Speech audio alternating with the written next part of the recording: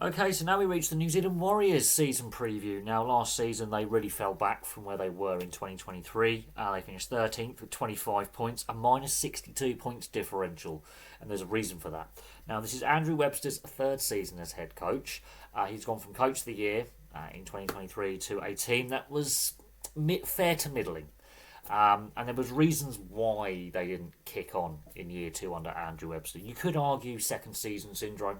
Did they overachieve in 2023? Was this where they meant to be? Was this roughly where their ceiling is at the moment? So let's break things down. I think some of the pros going into this season is the signing of James Fisher-Harris. That adds some leadership, some winning leadership, because he's won all these premierships with Penrith. Energy, and I think strengthens that forward pack. And Luke Metcalf, when they play with Luke Metcalf in the side, they tend to win.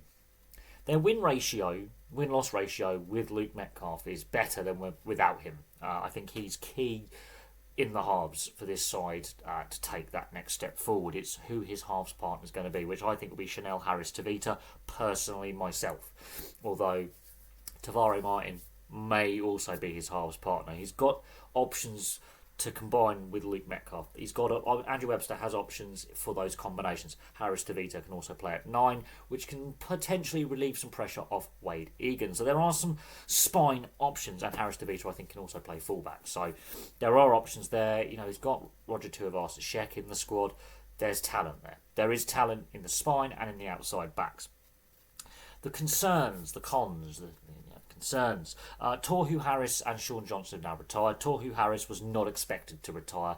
An ongoing hand and wrist injury has done for him, although his knee has also been a problem, which now leaves the captaincy vacant. Now, Wade Egan was the vice-captain last season.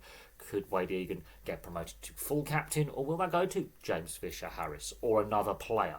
Now, James Fisher-Harris has only been recently added to this squad, and while he brings leadership, experience, and a winning mentality, would that sit well with other members of the squad that have been in that leadership group if Fisher-Harris ends up becoming captain? For example, I think Wade Egan possibly is favourite to take that captaincy because the Tohu Harris retirement wasn't expected. Also, losing Sean Johnson is also losing a lot of experience. Now, whether the Warriors reach out to Sean Johnson in some kind of coaching or mentoring capacity at some point, that may help them, but they are going to miss Harris and Johnson for their experience, their leadership, and having them around the squad.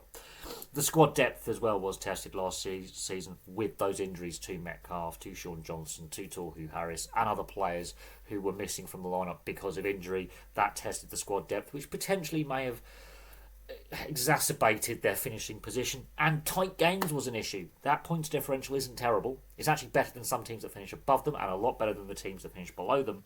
They lost a lot of tight games last season. They also won some tight games, but tight games was a weakness. If it was within a couple of points within the last 10-15 minutes, they may be leading or behind by a couple of points, generally they lost the game.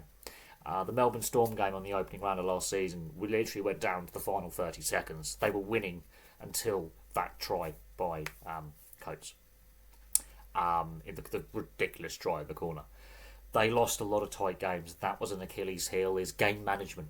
And again, it comes back to who partners Luke Metcalf, Luke Metcalf's fitness, and and how that spine works, because that's where your game management comes from. Wade Egan, does he play too many minutes? Will Harris-Tavita be used as a more versatile 14?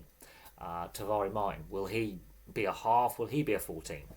Metcalf, his fitness. Now they've lost Sean Johnson and Tohu Harris. They've lost some leadership. Now they've gained Fisher-Harris, which is, I think, key. He has captained a few games for Penrith.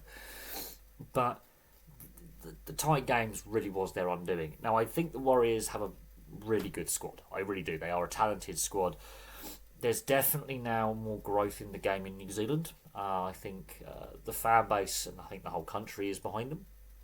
And I have no doubt we'll see another New Zealand-based team at some point in the next few years in the expansion process.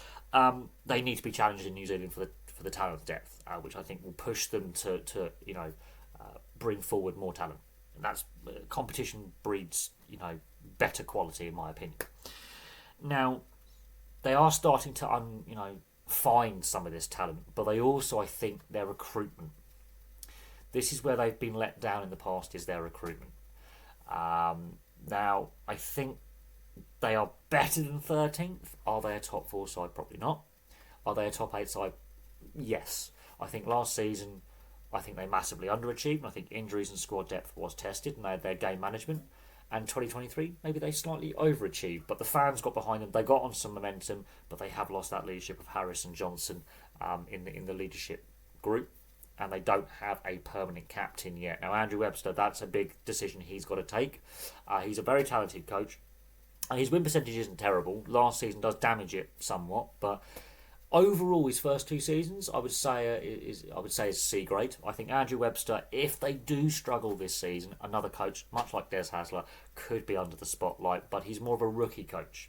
Des Hasler's the experienced coach, so I think there might be a little bit less pressure on Andrew Webster because it's only his 3rd season as an NRL head coach. Des Hasler has had decades of experience, so if Des Hasler with the Titans struggles, he could be on the hot seat. Andrew Webster, I think they'll give a little bit more rope to because of his first season to see if they can bounce back from their disappointing 2024 season.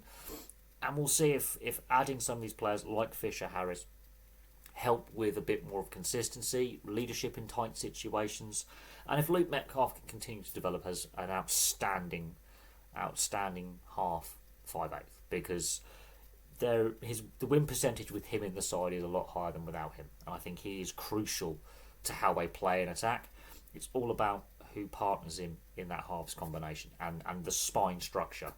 But there we go. That's a brief look at the New Zealand Warriors. Hopefully they can bounce back. I think they are, I would say, bottom half of the top 8, I think, is where they should be. If they get into the top 4, I think that is like their 2023 season, above expectation. Last season was definitely below expectation. So this could be an interesting season. If they miss the top 8 again, then questions have to be asked of the recruitment, player retention and talent depth. If they make the top 8, we know last season was just a learning curve for them because they done so well the season before. But there we go. Thank you very much for watching. Place your thoughts on the New Zealand Warriors in the comments section below. Where do you think they finish in this upcoming season? But for me for now, thank you very much for watching. I'll have some more content for you guys very, very soon.